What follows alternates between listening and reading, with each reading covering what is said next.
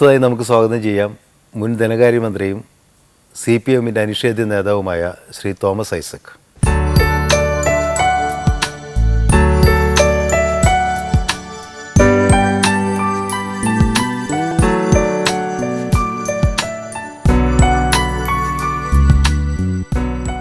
നിങ്ങൾ തമ്മിൽ എങ്ങനെയാണ്, എന്നാണ് സാർ അടുപ്പാവുന്നത്? എനിക്കറിയില്ല സാറിന് ഓർമ്മയുണ്ടോയെന്ന്. നമ്മൾ ഗൗരവമായിട്ടൊരു വർത്തമാനം നടന്നത് നിങ്ങൾ കൾച്ചറൽ സെക്രട്ടറി ആയിരിക്കുമ്പോഴാണ്.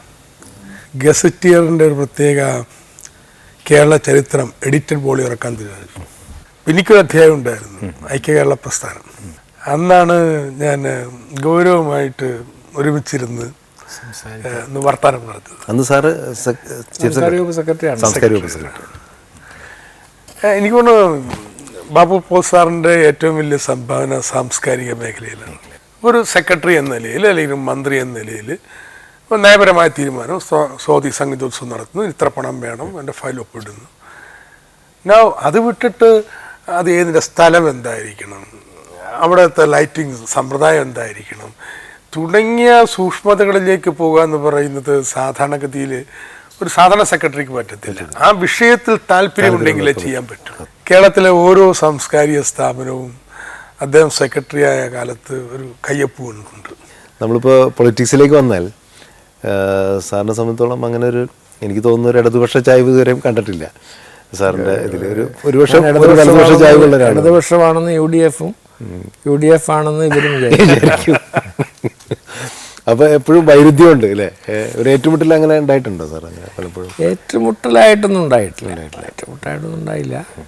ഒരു ഘട്ടത്തിൽ AKJ സെൻറ്ററിൽ ഒരു തെറ്റിദ്ധാരണ ഉണ്ടായി. അത് അവർക്കൊരു തെറ്റിദ്ധാരണ ആയി എന്നുള്ളതാണ് പോയിന്റ്. കുറേ കഴിഞ്ഞ ഭാഗങ്ങൾ മാറി. എനിക്ക് നല്ല പറയാനുള്ളൂ കേട്ടോ, മറച്ചുള്ളൊന്നുമില്ല. പക്ഷേ ഇന്നത്തെ ഫിനാൻസ് സെക്രട്ടറിമാരെക്കാൾ വളരെ കരുത്തരായിട്ടുള്ള സെക്രട്ടറിമാരായിരുന്നു ഇവർ. IAS ചില ആൾക്കാർ ഇപ്പോൾ IAS രാജിവെച്ചിട്ടായാലും അല്ലാണ്ടൊക്കെ തന്നെ പൊളിറ്റിക്സിൽ പോകുന്നുണ്ട്, മന്ത്രിയാവുന്നുണ്ട്, അങ്ങനെ പലരും പോകുന്നുണ്ട്. സാർ എന്താ ഒരിക്കലും അങ്ങനെ ഒരു പൊളിറ്റിക്കൽ ഇത്? ഞാൻ എൻ്റെ വഴി വളരെ ചെറുപ്പത്തിലെ തിരഞ്ഞെടുത്ത് കഴിഞ്ഞതാണല്ലോ. ഇപ്പോൾ ഞാൻ യൂണിയൻ നേതാവായിരുന്നെങ്കിലും ഇവരുടെ ഒക്കെ പോലെയുള്ള ഒരു രാഷ്ട്രീയ അടിസ്ഥാനത്തിലുള്ള സംഘടനകളൊന്നും ഉള്ള കാലത്തല്ല. പ്രൊഫഷണൽ കോളേജിൽ ഒട്ടുമില്ല. പിന്നെ 21 വയസ്സിൽ ജോലി കയറി, 22 വയസ്സിൽ IAS കഴിഞ്ഞു. അപ്പോൾ അതുകൊണ്ട് ഒരിക്കലും ഒരു രാഷ്ട്രീയത്തിൽ ഇങ്ങനെ ഇടപെടുന്ന ഒരു സമ്പ്രദായം, ഒരു പൊളിറ്റിക്കൽ സെൻസ് എനിക്ക് ഉണ്ടായിരുന്നു. രാഷ്ട്രീയത്തിലേക്ക് പോയൊരു കൃഷ്ണകുമാർ ഇങ്ങനെയുള്ളവരൊക്കെ ഒന്ന് വിളിച്ചിട്ടില്ലേ? അല്ല, കൃഷ്ണകുമാർ എന്നോട് ഒരിക്കൽ പറഞ്ഞു, ചാനലിന് നമുക്ക് പോവാം, കാരണം ഫൈനൽ ഡിസിഷൻ എപ്പോഴും പൊളിറ്റിക്കൽ എക്സിക്യൂട്ടീവ്. ഞാൻ പറഞ്ഞു, നിങ്ങൾ മുഖ്യമന്ത്രിയാവും, ഞാൻ ചീഫ് സെക്രട്ടറി ആയിക്കോളാം. ഞാൻ പറഞ്ഞില്ല. O രാജഗോപാൽ സാറിൻ്റെ ഇലക്ഷന് സാറ്?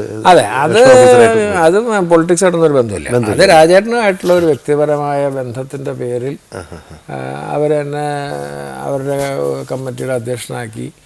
അത് വ്യക്തിബന്ധം അറുത്ത് മുറിച്ച് കളയാതെ എനിക്കതിൽ നിന്ന് ഒഴിയാനൊക്കുമായിരുന്നില്ല. അങ്ങനെ എനിക്കൊരു ആക്റ്റീവ് പൊളിറ്റിക്സ് ഒരിക്കലും ഉണ്ടായിരുന്നില്ല. അഭിപ്രായം പറയാൻ കഴിയണം, അതിലെ ചിട്ടകളനുസരിച്ച് ശരിയല്ലെങ്കിൽ ശരിയല്ലെന്ന് പറയാൻ കഴിയണം. That is professionalism.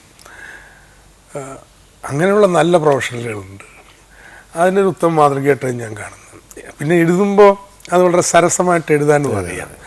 ഫയൽ പിന്നീട് വായിച്ചു നോക്കുകയാണെങ്കിൽ നമുക്ക് ഒരു നർമ്മത്തിൽ ചിരിക്കാനും ഒക്കെ ഉള്ള വകകൾ അതിലുണ്ട്. അതിനേക്കാൾ ഉയർന്നു നിൽക്കുന്നത് ഇദ്ദേഹം വളരെ ദൈവഭക്തനായിട്ടുള്ള ഒരു ക്രിസ്ത്യാനി.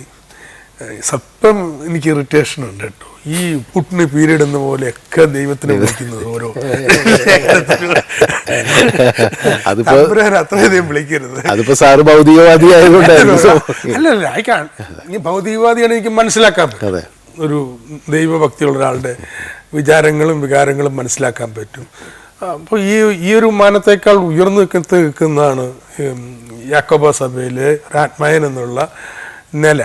ഇപ്പോൾ സാറ് നിങ്ങൾ സൗഹൃദത്തിൻ്റെ ഇടയ്ക്ക് ഫോണിലൊക്കെ ബന്ധപ്പെടാറുണ്ടോ? എങ്ങനെയാണ്? നമ്മളങ്ങനെ ദൈനംദിന ബന്ധങ്ങളില്ല, എങ്കിലും ഇടയ്ക്കിടയ്ക്ക് ബന്ധപ്പെടാറുണ്ട്. എന്നുവെച്ചാൽ ഞാൻ എൻ്റെ ബഡ്ജറ്റിൻ്റെ സന്ദർഭങ്ങളിലെല്ലാം ചിലപ്പോൾ വിളിക്കാറുണ്ട്, സംസാരിക്കാറുണ്ട്. അതുകൊണ്ട് വലിയ പരിചയമുണ്ടല്ലോ. ഒന്ന് ഇത്രയും നാളിരിക്കുമ്പോൾ അതങ്ങനെ കൈകാര്യം ചെയ്യാമെന്ന് നിശ്ചയമായിട്ടും പറയാൻ കഴിയും. ഭരണസംബന്ധമായിട്ട് മുൻ സെക്രട്ടറിമാരാണെങ്കിലും ബാക്കിയുള്ളവർ എഴുതിയിട്ടുള്ള കാര്യങ്ങൾ വായിക്കുക. ഇത് ഭരണപരിചയത്തിന് വളരെ നല്ലതാണ്. അങ്ങനെയുള്ള വായനയിൽ ഒരുപാട് ഉൾക്കാഴ്ചകൾ ബാബു പോൾ സാറിൻ്റെ കോളംസ് നൽകിയിട്ടുണ്ട്. യഥാർത്ഥത്തിൽ നിങ്ങളുടെ ഗ്രന്ഥങ്ങളും കോളമാണ്, ഓരോന്നും ഇൻഡിപെൻഡൻ്റ് ആണ്. മറ്റത് വായിച്ചില്ലെങ്കിൽ കുഴപ്പമില്ല, ഓരോന്നും ഓരോ കഥയാണ്. അപ്പോൾ അവ വളരെ നർമ്മത്തിൽ ഇങ്ങനെ ഭരണത്തെക്കുറിച്ച് ഒരുപാട് ഉൾക്കാഴ്ചകൾ നൽകുന്നതിന് വളരെ സഹായകരമായിട്ടുണ്ട് എന്ന് പറയുന്നത് എനിക്ക് വലിയ സന്തോഷമാണ്.